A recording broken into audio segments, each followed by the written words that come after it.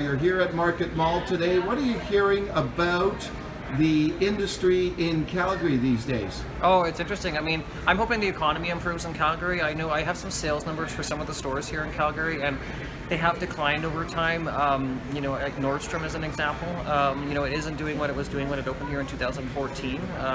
However, I'm really optimistic about Calgary. I'll let you in on a little secret. I'm thinking of maybe moving here in maybe 11 or 12 years. We'll see. I don't know. Maybe as a bit of retirement sort of thing. I'm getting to that age. But no, I'm really impressed with what I'm seeing here in Calgary. I'm heading down to CF Chinook Center as well. I got to check out the new Louis Vuitton store. And that shopping center is really, in terms of, I think, in Western Canada, probably the most comprehensive center in terms of high-end brands right now, at least until a couple of malls in Vancouver, renovate a little bit more. Yeah, you got the pulse of the retail industry nationally, Craig. Tell me what some of the major challenges the industry faces today.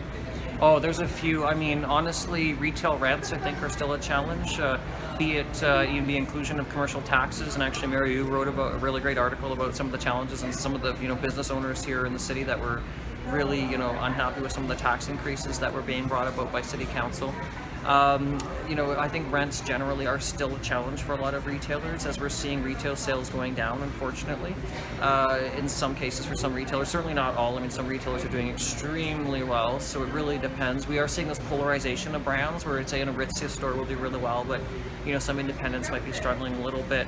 And then I think actually staffing, I don't think it's quite as bad as it has been in the past, but I do know that finding employees for certain retailers has been a challenge as well. And in Alberta at one time, there was a labor shortage. People could basically ask whatever they wanted to get paid, and if they weren't happy with their job, they could leave. And I know that when I was with the University of Alberta more full-time in 2014 and 15, that was a huge issue that retailers were telling us we're stopping them from being able to expand. So I think that isn't quite so much an issue now. I think that there are more people who are unemployed and maybe willing to work in retail. So retail as a career isn't the worst career to have, because I'm not sure if people realize that, for example, if you manage a Walmart supercenter, you can make $250,000 a year. So those jobs are more few and far between than, say, working in a general store in the mall that may pay minimum wage or a bit more than that. But still, there is some money to be made in retail if a person does move up the ranks, and store managers can make six figures. So it's still something that can be done. But I'm very, very optimistic on Calgary. I think it's a great city, and living in Toronto and looking at our real estate prices versus here, I mean, in Calgary you can have a full life. You can have a vehicle, you can live in a home that is paid for, or at least is affordable, and you can have a life. And living in Toronto, our prices are just astronomical, and that's why I'm considering at some point moving. But still, Toronto's the business center in Canada right now, so I'm there for a few more years, I'm sure, as we grow the publication. So we hear a lot of the term used, the retail apocalypse. Is that an exaggerated term?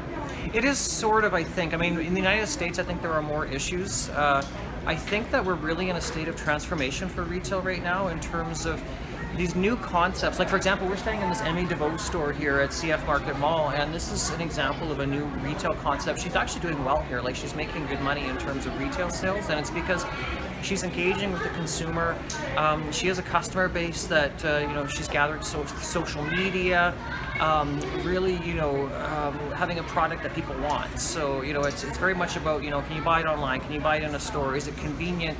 Does it have meaning? And that's where I think brands like Payless Shoes really struggled. Is they were not the best design. The stores were fairly unremarkable. I met nice people that were working in the stores. I don't want to say the customer service was terrible, but it wasn't an experience that would have made me not want to shop online. Like, basically, if we can buy anything online right now, the question is, why would we go into a store, firstly, and then secondly, how can we Instagram ourselves doing it, right? So really having that retail experience and something that's interesting in a great environment, I think, is really important for retailers to succeed. So I think that there is a retail apocalypse for retailers that aren't changing their ways. And for example, Hudson Bay department stores, I'll have to check out the one in this mall and see if they've done a renovation, but some of the renovated Hudson Bay stores look really nice. They may still not have that many staff or employees, and I think the department store model, the way that it's being done here in North America, I don't think is all that successful. But if you go to, say, London or Paris or Milan, they've got, or parts of Asia, they've got department stores there that are really, really exciting, and